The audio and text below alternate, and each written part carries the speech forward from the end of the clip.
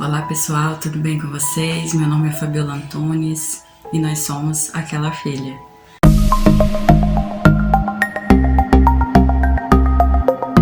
Antes de começar o vídeo de hoje, eu vou pedir para que vocês se inscrevam no canal se ainda não forem inscritos, ativem o sininho de notificações, curta, comenta, compartilha com seus amigos e irmãos, que você possa vir abençoar através dessa palavra. Amém?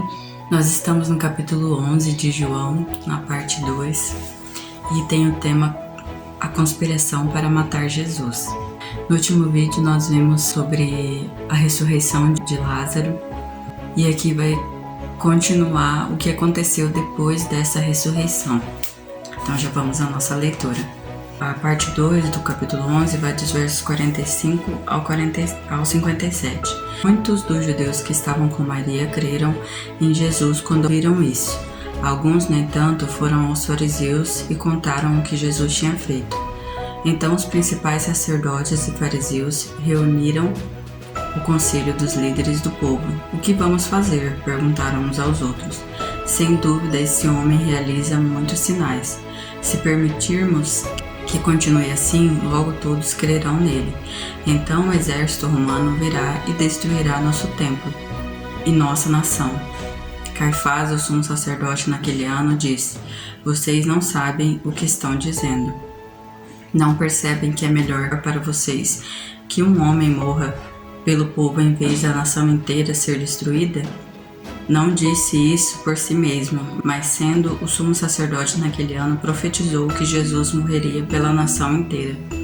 E não apenas por aquela nação, mas para reunir em um só corpo todos os filhos de Deus, espalhados ao redor do mundo.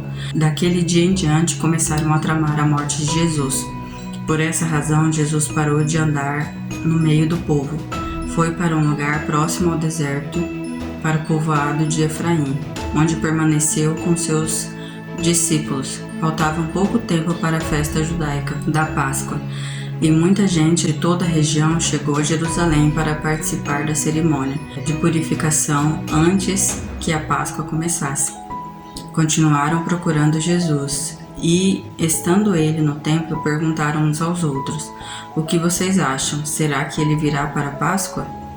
Enquanto isso, os principais sacerdotes e fariseus deram ordem para que, se alguém soubesse onde Jesus estava, o denunciasse de imediato, a fim de o prenderem.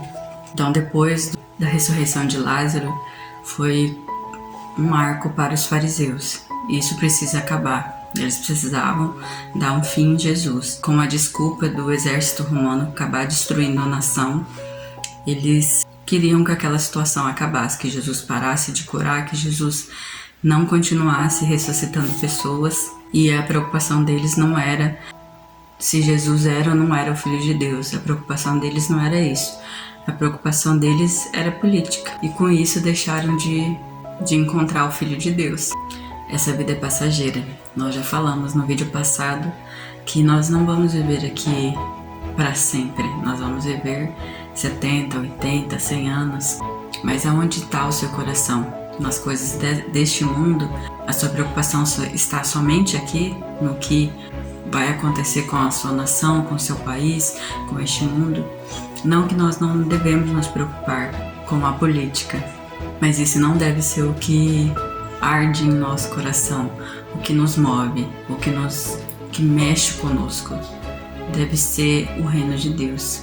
É muito importante nós sabermos qual que é o nosso papel, qual que é o papel da igreja nesse mundo, mas estar preocupado em como fazer isso sendo igreja do que envolvido na política. Quantas igrejas não estão deixando de ter EBD, Escola Bíblica Dominical, de ensinar as crianças? A sua preocupação está sendo somente os adultos ou os jovens, e as crianças sendo deixadas de lado. E acontece que essas crianças vão perder a oportunidade de conhecer a Jesus, que não tem mais esperança. Eu estava vendo um podcast do Jesus Cop, Lucas alguma coisa, agora eu não lembro o sobrenome do pastor que tinha ido lá. E ele falando sobre uma estatística de que 80% das crianças se convertem 80% das pessoas que se convertem ainda quando crianças. E se a igreja não trabalha com as crianças,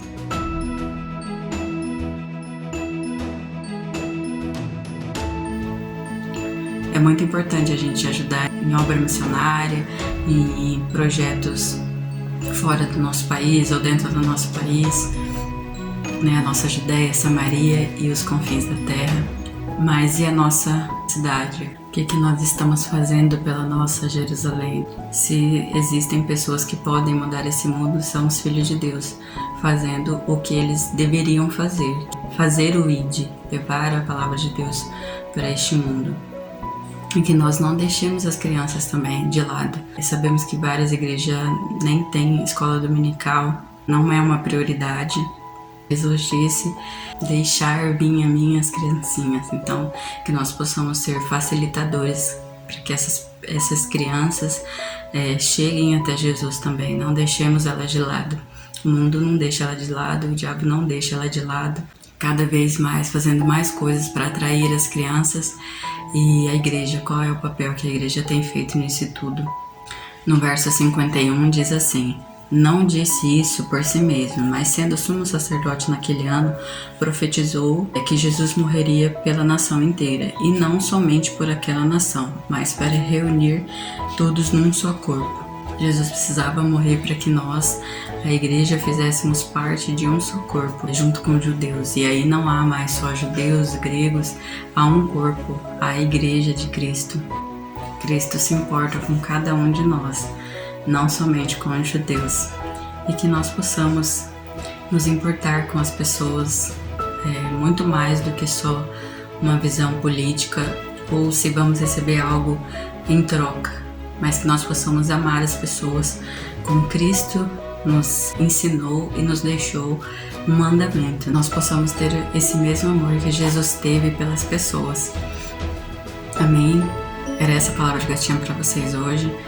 Nós já estamos chegando no momento da morte de Jesus, mas nós sabemos o final. Jesus não permanece morto, ele ressuscitou. No próximo vídeo nós vamos já entrar no capítulo 12. Não se esquece de curtir esse vídeo, se inscrever no canal se ainda não for inscrito.